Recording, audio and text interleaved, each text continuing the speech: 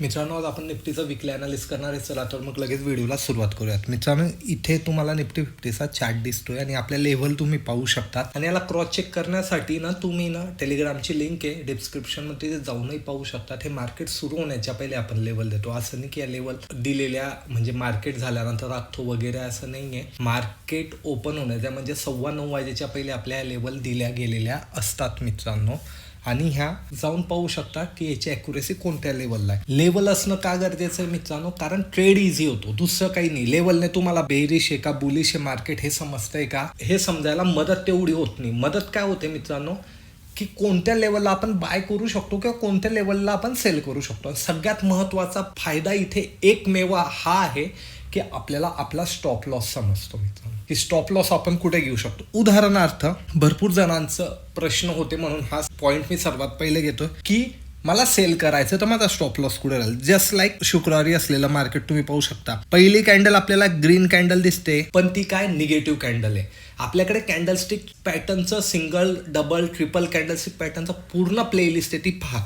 ही काय सांगते, वरतून इथला रिजेक्शन आलंय आणि खाली ती क्लोज झाली, म्हणजे इथे कुठे ना कुठे निगेटिव्ह. मग मला कधी इथे सेल करायचं तर मी काय करू शकतो, मी ह्या इथे सेल केलं की या वरच्या साईडला माझा स्टॉप लॉस आहे. सिम्पल आहे. त्या लेवलच्या वर गेला मी माझा स्टॉप लॉस घेऊन गेल. 20 पॉईंटचा स्टॉप लॉस आहे, तुम्ही पाहू शकता. 20 पॉईंटचा स्टॉप लॉस मी कधी बेअर करू शकतो, तुम्ही इथे सेल करेल. माझं पहिलं टार्गेट काय राहील, ही लेवल राहणार आहे. सिम्पल आहे. ह्या लेवलला कधी इथे खाली ब्रेक केलं तर माझा हा स्टॉप लॉस उचलून मी या ठिकाणी स्टॉप लॉस शिफ्ट करेल, म्हणजे एवढं माझं प्रॉफिट तर मी गेन केलेलं आहे. आणि नियर अबाउट 1,200 पॉईंट आहे मित्रांनो, 100-1,200 पॉईंट. तुम्ही जाऊन हे क्रॉस चेक करा, इझी आहे. वरच्या साईडला सिमिलर मला काय करायचंय, जस्ट लाईक दॅट. इथे आलं, इथे सपोर्ट घेताना मला दिसलं, मी माझी एंट्री ह्या तीन एक कॅन्डलच्या इथे घेईल. माझा स्टॉप लॉस इथे लावेल. माझं फर्स्ट टार्गेट हे राहील. इथून वर मार्केट जाताना दिसतंय, हा स्टॉप लॉस उचलून मी इथे ठेवेल. हे तुम्ही 5 मिनिटात करू शकता, 15 मिनिटात करू शकता. तुम्हाला कधी लॉंग व्ह्यू आहे तुमचा एखाद्या हप्त्याचा तर तुम्ही 1 तासावर सुद्धा करू शकता. हा लेवलचा फायदा आहे की मला ॲक्युरेट माहिती आहे आणि मी त्या टायमाला तिथून निघणार म्हणजे निघणार आहे. असं नाहीये की अरे नाही पाहू. मी जोही चार्ट फॉर्म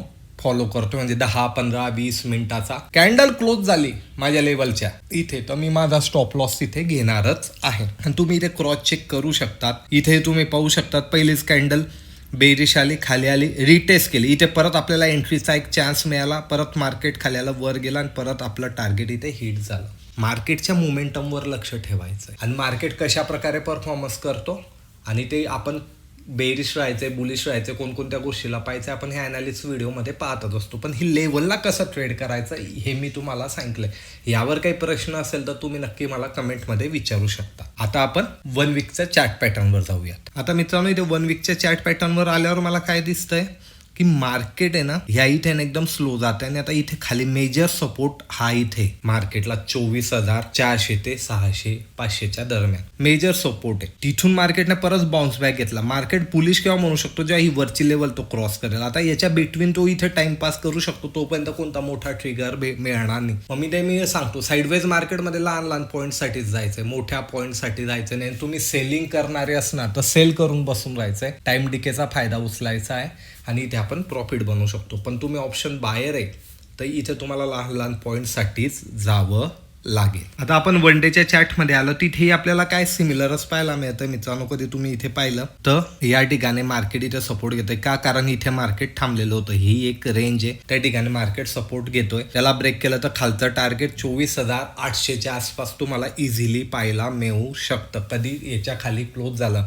म्हणजे 25,300च्या खाली मार्केट गेलं तर जाऊ शकतं. एका वीकमध्ये जाऊ शकतं का, असं नाही मित्रांनो. जायला तर एका वीकमध्ये जाऊ शकतं, नाही तर खूप स्लो आणि लेंदी ते जाऊ शकतं. इथे पहा तुम्ही कॅन्डल कशा बनल्या, एकदम मायनर कॅन्डल आहे.